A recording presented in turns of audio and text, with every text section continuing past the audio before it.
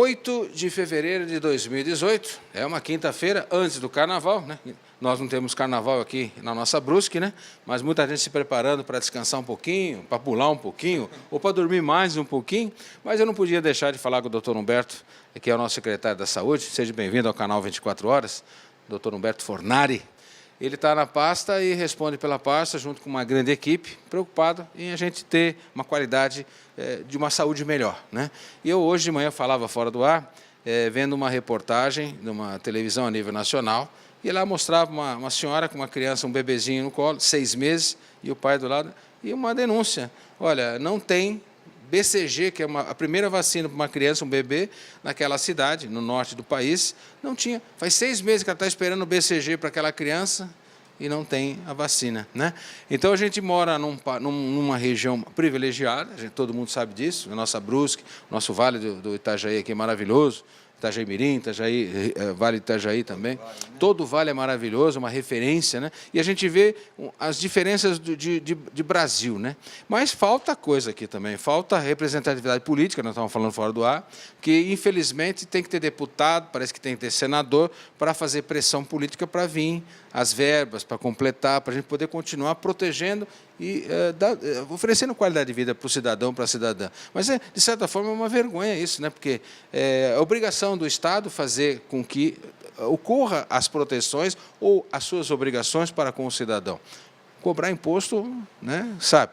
Agora, a pergunta é essa, o senhor está na pasta já desde o início, e como é que o senhor vê hoje, né, aquele começo, né, o senhor é um médico anestesista, o senhor assumiu a pasta, então a gente vê a luta, né, aquela situação de melhorar, e como melhorar se não tem dinheiro, a verba está caindo e tal, mas nada melhor do que fazer um balanço geral. Depois a gente fala da vacina contra a febre amarela, né, que está tocando o Brasil, mas eu queria que o senhor fizesse uma explanação de como o senhor vê essa experiência de estar na pasta, de ser secretário da Saúde, que realmente mexe, porque eu acho que é melhor ser médico anestesista, né? Só que é bucha, que não é fácil sair da área de conforto, mas nada melhor que falar com o doutor Humberto Fornari, numa boa, assim, bem tranquilo, né? Para a gente passar para a sociedade essa alegria, ao mesmo tempo as dificuldades, a vontade de pegar o boné e ir embora, porque não é fácil, mas seja bem-vindo ao canal 24 Horas. Obrigado, Banana, aos nossos telespectadores, é um prazer estar aqui no teu programa.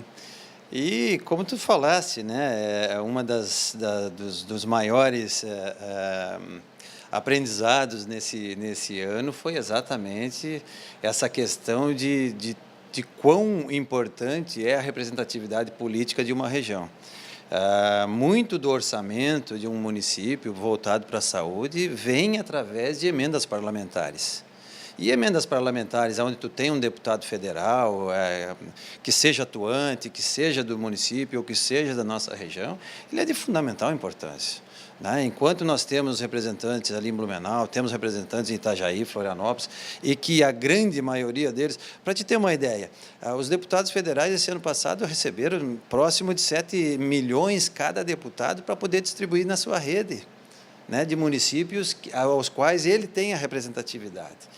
Né? E a nossa cidade, quem é o nosso representante? Né? Tudo bem, a gente tem ali o Peninha, tem alguns representantes que nos auxiliaram e nos ajudaram, enquanto alguma coisa em termos de emenda parlamentar, mas se nós tivéssemos o representante nosso, da nossa cidade, como nós já tivemos em épocas anteriores, e tu sabe bem disso, é óbvio que, se for esse volume todo financeiro, 7 milhões, a grande maioria desse dinheiro viria para nós, ficaria no município e nós poderíamos investir em saúde, em prevenção às doenças, os nossos contratos com os hospitais poderiam estar num outro patamar, né, de negociação, diferente do que hoje a gente vivencia. Hoje a gente vivencia eu não chamo de caos financeiro, porque a gente está com uma gestão bastante dura, bastante enérgica do ponto de vista de tentar manter a saúde financeira do município dentro, né, em cima dos trilhos.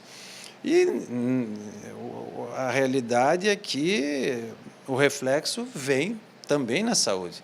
Paralisam as obras, paralisam as questões de contratos, e na saúde não é diferente. Graças a Deus, a gente consegue manter hoje o patamar diferente do início da gestão, onde nós tínhamos praticamente 80% dos medicamentos da Remume faltantes, lá no início da nossa gestão. Hoje, a nossa Remume ela está praticamente 100% contemplada. Tem alguns remédios ainda que realmente faltam, mas os faltantes normalmente se dão em função da falta do laboratório fornecedor ter em estoque e aí encaminhar para nós. Então, existem algumas lacunas periódicas, existe sim. Hoje nós estamos de novo vivendo a situação da imigração de médicos que estão conseguindo vagas nas residências médicas, então eles pedem exoneração, e a gente tem que, aí ficam aqueles intervalos também até a chamada de novos médicos, mas é importante frisar que a gente se preparou no ano passado para que, se os médicos pedissem exoneração, nós teríamos médicos na retaguarda para poder chamar uma lista de médicos. Então, nós temos essa lista, os médicos estão sendo chamados, então, realmente, a gente está com 4 unidades de saúde que não tem médicos. Tem médicos pilotos que estão lá dando uma salvaguarda, mas fixo no dia a dia a gente não tem, realmente não temos. Mas tudo isso em função de quê? Em função desse processo migratório de vagas para a residência, e muitos médicos pegam e pedem a exoneração e vão fazer a sua residência. Gostaria de dizer também que nós finalizamos o processo de residência médica, então nós vamos contar com 3 médicos residentes dentro do nosso Hospital Azambuja. Isso também vem a melhorar a qualidade da saúde dos nossos munícipes, porque a residência médica como um todo, ela traz grandes avanços para a medicina e para a saúde como um todo do município. Não é só o médico residente que vem aprender. A comunidade acaba recebendo muito dos benefícios do que o estudo e a educação continuada daquela entidade recebe. Então, eu quero crer que daqui meio ano, 1 ano, 2 anos, 5 anos, daqui para diante, o Azambuja seja um hospital diferenciado do ponto de vista acadêmico, né? Que vai trazer, claro, grandes benefícios para a nossa população, porque onde tem residência você tem saúde de ponta, seja na medicina, seja na enfermagem, seja na psicologia, assim por diante. Então, o Azambuja não vai ser o patinho feio, o Azambuja vai ser também uma entidade exponencial do ponto de vista de processo acadêmico dentro da saúde do nosso município. Então, nós temos várias questões. Nós temos um projeto de mutirão a ser trazido nos próximos meses. Nós vamos especificamente trabalhar com o mutirão das cataratas, onde nós queremos, aí é de primeira mão, queremos levar esse plano para o nosso prefeito, Jonas, e para o vice-prefeito Arivec, aonde nós vamos montar o processo financeiro, e realmente a gente quer chegar e dizer assim, nós estamos com 500 pacientes que precisam fazer cirurgia de catarata. Se são 500, nós vamos gastar R$2 milhões com esses 500 pacientes. Nós vamos fazer para todos os pacientes que ainda não estiverem cadastrados, nós queremos que eles venham se cadastrar, se eles precisam dessa cirurgia. Vai ter um envolvimento da assistência social, onde a gente também vai buscar esses processos de informações financeiras, socioeconômicas da família, e aqueles mais carentes eles vão assumir uma prioridade, e assim por diante até a gente terminar toda a fila do município em termos de cirurgias de catarata. Eu acho que esse é um grande avanço, porque a gente vai, pelo menos, privilegiar uma população mais sofrida, que é a população mais idosa, né, que já é sofrida porque financeiramente o governo federal, na hora que se aposenta, corta o financeiro do nosso idoso. A sociedade também encara o idoso como uma pessoa, muitas vezes, como um peso e não como um benefício a ter ao seu lado. As empresas já não querem mais o contrato empregatício com esse tipo de profissional, porque são idosos, porque têm doenças crônicas, porque são mais faltantes, mas acabam se esquecendo que toda a experiência adquirida nos 30, 40, 50 anos de vivência naquela profissão é um benefício para a empresa, né? Então, o idoso ele é visto com uma certa resistência do ponto de vista social, do ponto de vista trabalhista e do ponto de vista econômico. E eu quero crer que, como humanista, dentro da cadeira de secretário da Saúde, nós temos que privilegiar essa ponta, que é uma ponta, do ponto de vista de saúde pública, é uma população que merece uma atenção muito especial. E a visão é um órgão do sentido, né? Se a gente pode recuperar a visão, é tão bom, é tão bonito a gente acordar de manhã e ver o sol, ou ver a chuva, ou ver os netos, ou ver os filhos, né?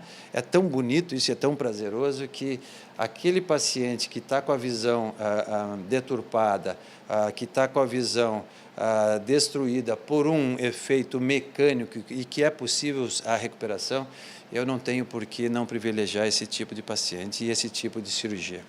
Doutor Humberto, o senhor vai pegar um gancho, a gente estava falando da nossa entrevista, né? Esse assunto da representatividade. Bom, ano da eleição, né? A gente tem que tocar nesse assunto para fazer, não uma reflexão, né? Mas realmente um pensar que nós podemos mudar tudo isso, né? Já que o Brasil tem, na direção política, o uso do político, entre aspas, uso, né? Alguns usam a política para ajudar o seu semelhante, ajudar o seu entorno, né? Outros, né, a gente já sabe o que acontece com mala de dinheiro, etc, etc, né? Essa vergonheira que está aí, né? Então, mas a colocação que eu faço é o seguinte: é um ano da gente fazer uma reflexão, porque o senhor à frente da Secretaria da Saúde, como médico, vivenciou e vivencia, de certa forma, ainda nas operações, as dificuldades, porque, às vezes, a pessoa, o que ela conquistou? A sua casa com sacrifício, o seu automóvel lá com sacrifício, muitas vezes até pagando com dificuldade o seu lar, muitas vezes ela se vê numa situação de, às vezes, vender o pequeno patrimônio que ela tem para salvaguardar a vida de um filho, de uma mãe, de um pai. Infelizmente, isso acontece, né? Onde eu quero chegar é o seguinte: o senhor falou, e é verdade isso, nós temos que entender que, infelizmente, é um país maravilhoso, sim, mas com seus percalços. E um dos percalços a gente tem que ter uma direção com relação ao futuro.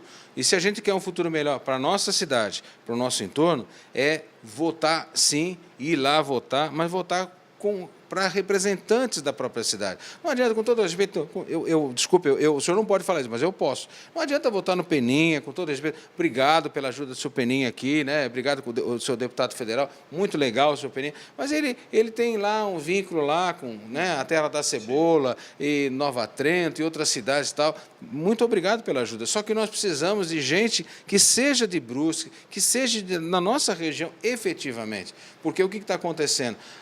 Todo o discurso de política qualquer saúde, segurança, habitação, transporte, mas o básico é sempre esse: saúde, segurança, e vem lá depois habitação, vem transporte, agora tá gostoso falar mobilidade, né? Parece que é uma coisa assim, mas onde eu quero chegar é exatamente isso, porque a gente percebe, o senhor tem falta de vacina aqui? Tem ou não tem?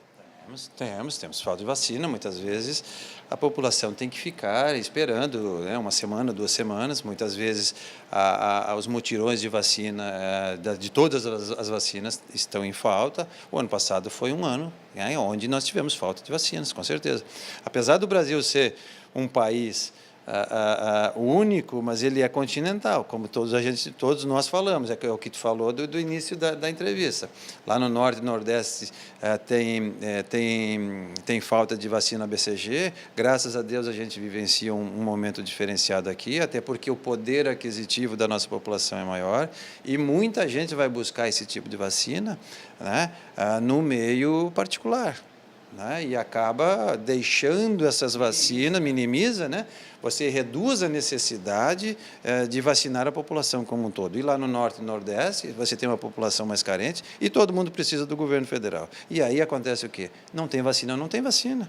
Hoje, as nossas vacinas aqui não é fracionada, mas a vacina aonde tem essa população endêmica, que está ali em São Paulo, Rio de Janeiro, Minas Gerais, ali eles estão fracionando. Essa população vai ter que ser revacinada, né? Daqui a 8 anos, essa população toda vai ter que ser revacinada, se ela for para uma zona endêmica. A nossa vacina, ainda, graças a Deus, por a gente não estar numa zona endêmica, nós estamos com a nossa vacina, ainda a vacina cheia. Ou seja, vacinou uma vez, está vacinado e está tudo certo. Mas é como tu dissesse, não tem como uma cidade do porte da nossa região, Brusque, Botuverá, Guabiruba, mesmo Nova Trento, nós comportamos aí 200 mil habitantes. Nós poderíamos ter aí mais do que 1, 2, 3 deputados federais. O que precisamos é o quê? É a comunidade unida fazer aquilo que já fez num passado não tão remoto, né? Num passado recente, eu digo, porque 10 anos é recente. Então, fazer exatamente o que fizeram antes e cobrar de quem for eleito. Cobrar de quem for eleito o que ele está fazendo, como ele está votando, como é que ele está se comportando, né, lá no Congresso Nacional e o que é que ele está trazendo de benefício para a comunidade.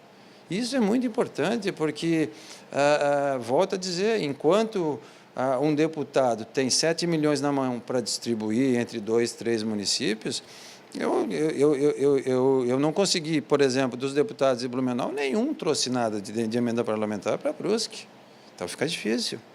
Né? Mas eles vêm pedir voto aqui. Mas eles têm voto aqui. Eles têm voto aqui, né? Então, nós precisamos realmente, eu sei que nós temos candidatos aí que já estão se colocando como pré-candidatos e que precisam realmente, né, serem apoiados, né, terem o apoio da nossa comunidade.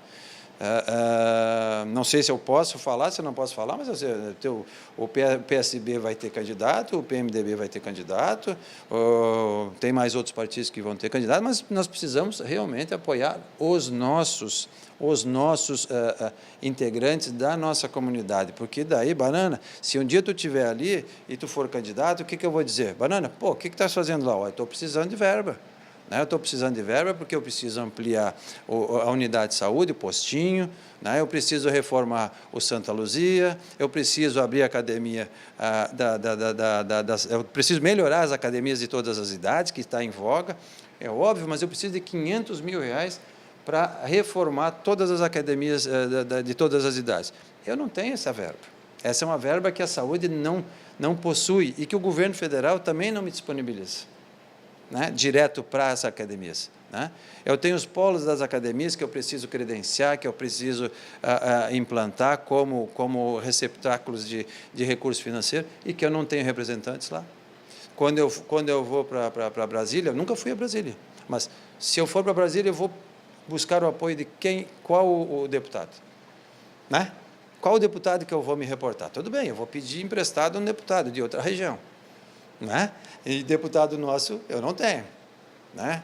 Ô Humberto, eu sou deputado, bom, né? Ô Banana, eu sou deputado, Banana é o deputado, eu vou lá, vou falar com o Banana, né? O Humberto é deputado, eu vou lá, vou falar com o Humberto. Nós não temos isso. Nós não temos isso, e essa consciência tem que estar madura dentro dos nossos munícipes, porque nós somos uma região rica, nós somos uma região culta, nós somos uma região inteligente. Nós temos educação suficiente para pensar de uma maneira adequada em termos políticos. Nós não precisamos jogar fora o nosso voto, nós não precisamos votar em quem a gente não lembra daqui a um ano em quem votou. Se a gente fizer aquela velha pergunta, aquele velho questionamento, quem é que você votou para deputado federal na última eleição? 50% não sabe responder. Doutor Humberto, para a gente encerrar, dois assuntos importantes, né? Nós temos um problema grave que já vem vindo faz tempo, até uma questão de educação, de limpeza, né? De esse assunto do Aedes aegypti, né? Nós temos regiões aqui em Brusque complicado, Nova Brasília, né? E Santa Terezinha, um absurdo, né? Então está na hora também de chamamento de atenção. E a gente está no cabo, a gente está pela internet também. Vamos repercutir essa nossa entrevista também pelo Facebook do canal. É um negócio muito sério, né? Que na verdade as pessoas não entenderam que é uma doença que incomoda e pode matar, né? Por quê? Deixar a água reservada lá, quer dizer, meu Deus do céu, até quando as pessoas vão entender que nós temos que fazer a nossa parte? E gostaria também, se eu concluir com esse assunto dessa campanha da febre amarela, que atinge muito mais, graças a Deus, outros lugares, do que a nós aqui, mas quem vai, por exemplo, para Atibaia, né, e outras, Mairiporã, terrível a situação, né, São Paulo e no Rio de Janeiro, a gente vê que realmente o Brasil todo tem gente matando até macaco, que, coitado do macaco está lá de saúde, o cara não sabe disso, está lá matando o coitado do animal, né, que ele está lá, se ele existe é porque ele é importante para o meio ambiente, para, né, para tudo, é o ecossistema que nós temos, né? Inclusive para nós, na saúde. Para nós. O macaco, ele é uma espécie que trabalha para nós, em termos de epidemiologia, como o sentinela dessa doença chamada febre amarela. Porque hoje, no Brasil, nós não temos a febre amarela urbana, nós temos a febre amarela silvestre. Então, a nossa própria região, que tem a Mata Atlântica, que tem o bugio, que tem macacos outros aí, ela é muito importante, porque febre amarela pode estar ali. E se um dos macacos, o bugio desses, morrer, e na análise for detectado que a morte foi ocasionada por causa do vírus da febre amarela, é sinal que a febre amarela está próxima da nossa cidade. Né? Então, nós temos que cuidar daqui, porque se esse vírus... né, entrar no mosquito Aedes, como tu mesmo chamou, porque o Aedes hoje é para nós, urbana, ela é responsável pela dengue, pela chikungunya e pela zika. Mas a febre amarela urbana, ela também é transmitida por esse mosquitinho aqui, ó. Então, muito importante o que tu salientou do ponto de vista de nós acabarmos com esses pequenos reservatórios de água. Seja através do quê? Como é que se faz um reservatório? Se tu deixares um saco plástico ao relento, ele vai depositar água. E essa água, 3, 4, 5 dias, é o que basta para que o mosquito da dengue venha e deposite os ovos. A partir dali, é um desencadear de 200, 300 mil mosquitinhos que saem voando com essa desova. E importante, o próprio mosquito, se ele estiver contaminado, o ovo já nasce contaminado. Quer dizer, então o mosquitinho já nasce contaminado e na hora de picar ele já vai te transmitir a doença. Seja a febre amarela, né? Casos que nós não temos, isso é importante salientar, até para não gerar pânico na nossa população. Nós não temos a febre amarela urbana, o que existe no Brasil é a febre amarela silvestre, então ela está restrita às zonas rurais e às zonas de floresta. Aquela região de São Paulo, particularmente, que está sendo realizada a vacinação em massa, é porque a febre amarela está ali nas matas de São Paulo. Nós tivemos uma pessoa que acabou morrendo aqui em Santa Catarina, que foi diagnosticada com febre amarela, mas foi um viajante, foi uma senhora viajante Em Gaspar, que acabou morrendo dentro da UTI do Hospital Santa Isabel, me parece que foi. Não, visitando parentes. mas foi lá visitar parentes, não estava vacinada e realmente foi contaminada com a febre amarela. Há de salientar que a nossa região não está considerada como zona endêmica, a nossa população pode vir e continua vindo se vacinar para quando se transferir para as zonas endêmicas. Importante falar, 10 dias antes, né, a nossa população, não adianta vacinar hoje e amanhã fazer a viagem. Nós precisamos, a vacina ela tem efetividade a partir do 10º dia após a vacinação. Então, é importante, se você for viajar para uma zona endêmica, ou mesmo para a África, mesmo para outras regiões da América do Sul, onde, né, são populações portadoras desse tipo de doença, que faça a vacina no mínimo com 10 dias. A nossa vacina ainda ela tem a durabilidade de mais de 10 anos. Antigamente se dizia que eram de 10 em 10 anos teria que se vacinar. Hoje já não se diz mais isso, né, Banana?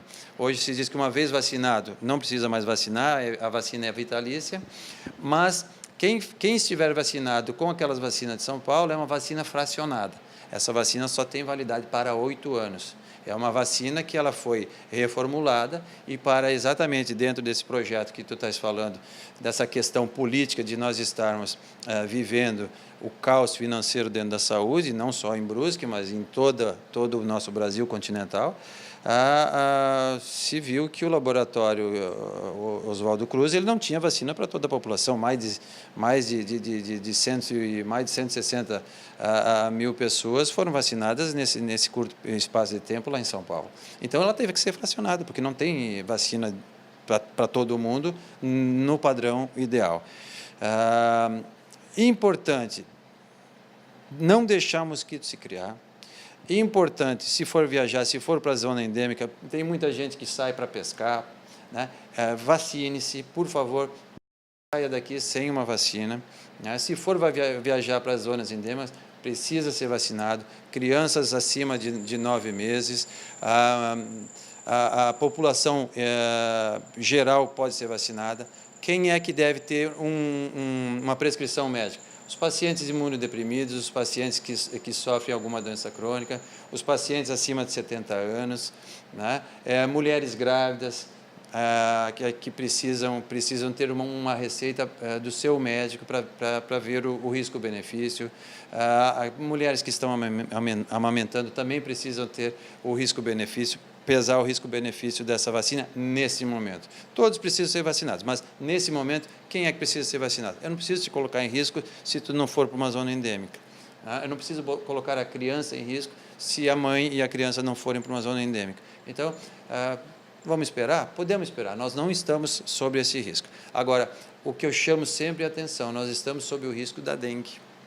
E a dengue, se ela vier para nós somos uma população que eu caracterizo como, eu chamo, nós somos os índios de 1500, quando os espanhóis, quando os portugueses vieram e trouxeram a gripe, que dizimou 50% da população indígena. Se a dengue vier da maneira como a febre amarela atacou São Paulo, nós vamos ter muitas mortes também. Então, importante, vigiar o nosso lixo, vigiar o nosso pátio, vigiar nossas caixas d'água, vigiar as nossas pratinhos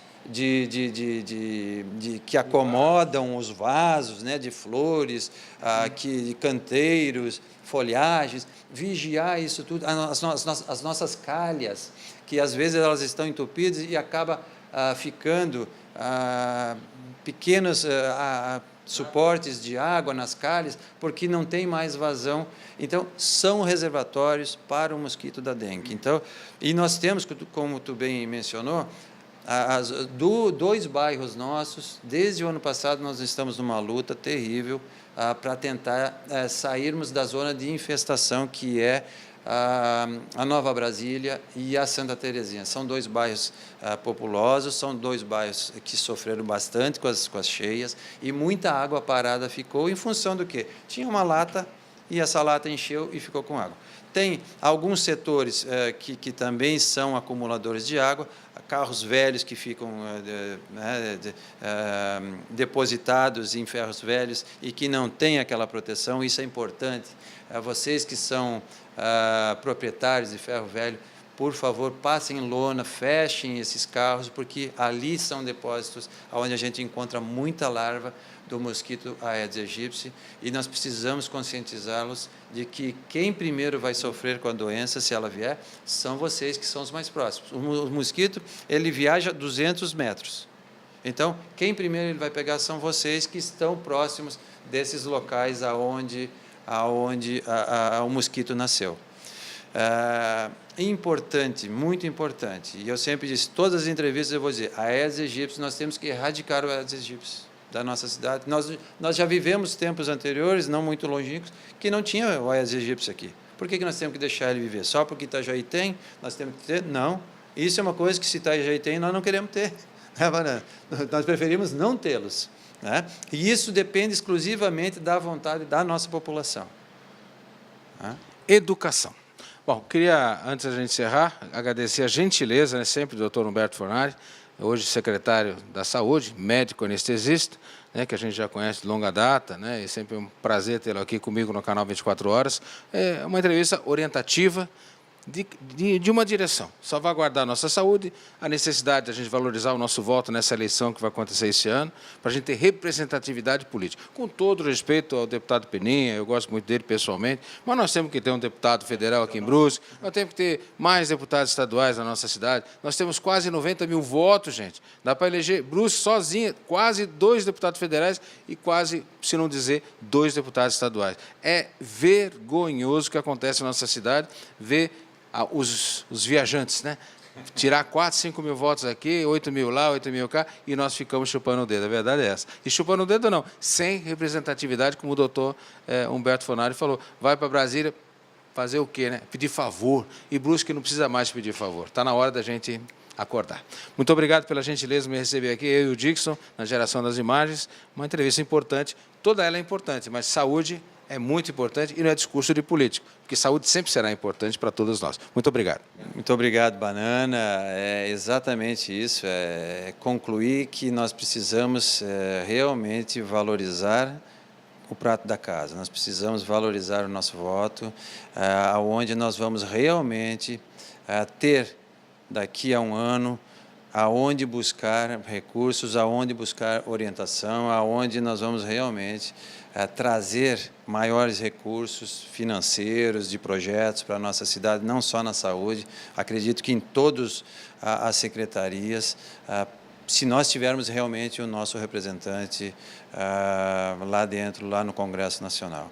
Dizer que é sempre um prazer estar aqui, os meios de comunicação sempre foram a maneira, né, eu digo assim, uma das grandes funções é a educação que se ganha quando a gente tem os meios de comunicação do nosso lado, onde eles podem realmente transmitir conhecimento para a nossa população. E é isso que vocês fazem, parabéns pelo trabalho de vocês, muito obrigado. Obrigado, doutor Humberto Fornari, secretário da Saúde, mas o chamamento que fica, gente, por favor, Nova Brasília, você que tem parentes, você está nos vendo, nos ouvindo, tem parentes também no bairro Santa Terezinha, tão populoso, né? Um bairro maravilhoso, tanta história para contar. Nós não podemos se calar, né? O volume desse inseto que está trazendo tanta preocupação e já vem desde o ano passado. Nova Brasília, impressionante. Santa Terezinha, um bairro tão tradicional, gerando muito mosquito Aedes aegypti. É inaceitável. Reserva de água, nós temos que se unir no combate a esse mosquito, porque é muito preocupante o que está acontecendo na cidade de Brusque e nós, como bem falado pelo doutor, nós não queremos isso, nós queremos banir essas coisas do mal. E esse Aedes aegypti é do mal, ele gera muito desconforto e gera muito problema na saúde, inclusive mata pessoas. Então, portanto, fica o chamamento realmente muito importante para a nossa sociedade e esse é o nosso trabalho, registrar a história de Brusque, mas é realmente fazer entrevistas que façam com que exista uma direção e a direção do bem, para o bem, né? Então, está aí, eu agradeço mais uma vez ao doutor Humberto Fornari e a todos aqueles que fazem, através das suas diferenças, uma direção para salvaguardar essa corrente que tanto nós precisamos valorizar, a corrente do bem para o bem. Muito obrigado a todos, daqui a pouco a gente volta em mais uma entrevista, em mais uma informação e a gente agradece desde já a sua audiência. Muito obrigado pelo seu carinho e a gente volta daqui a pouquinho com você.